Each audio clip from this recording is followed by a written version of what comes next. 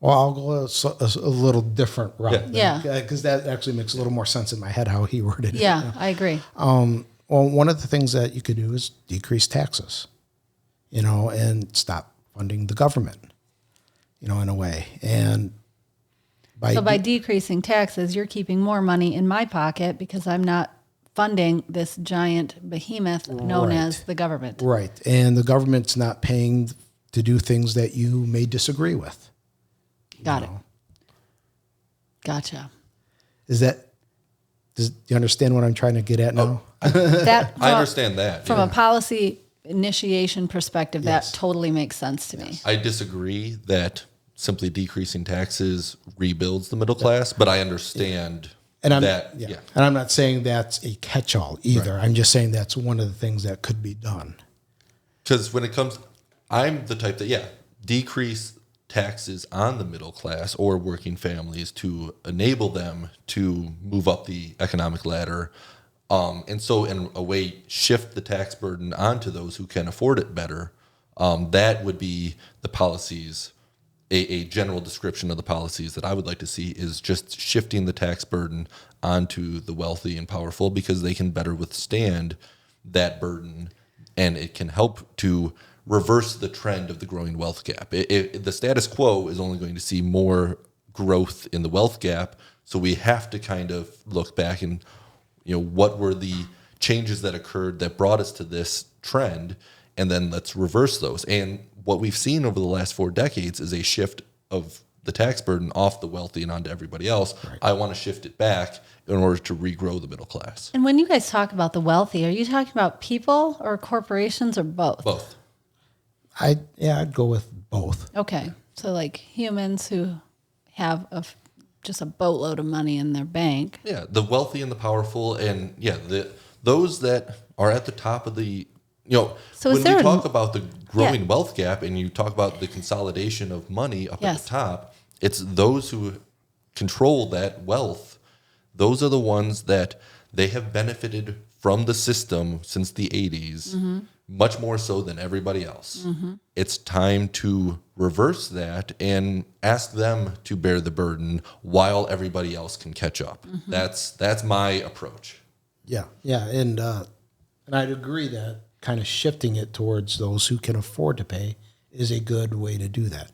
The question is how.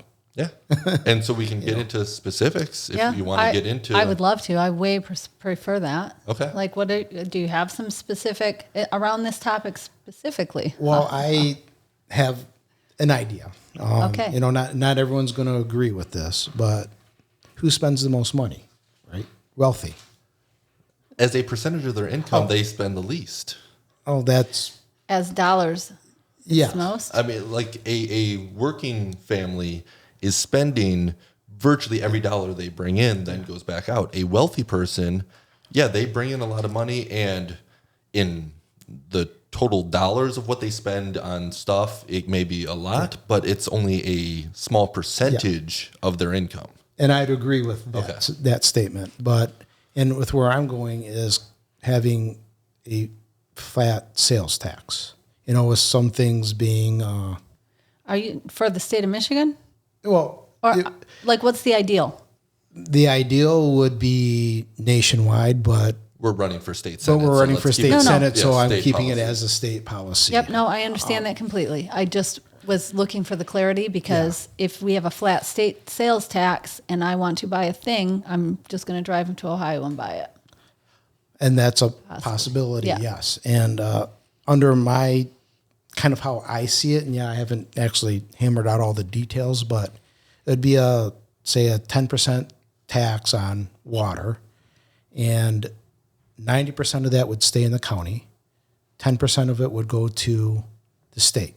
So making the state dependent on the county and making it to try so each different county would try to get people to shop there, things like that. And there could be items such as food and drugs that may be exempt, but if I'm looking to say buy land, there might be say a 10% sales tax on that, and then I don't pay any property tax either, which may help the middle class keep a lot of their money.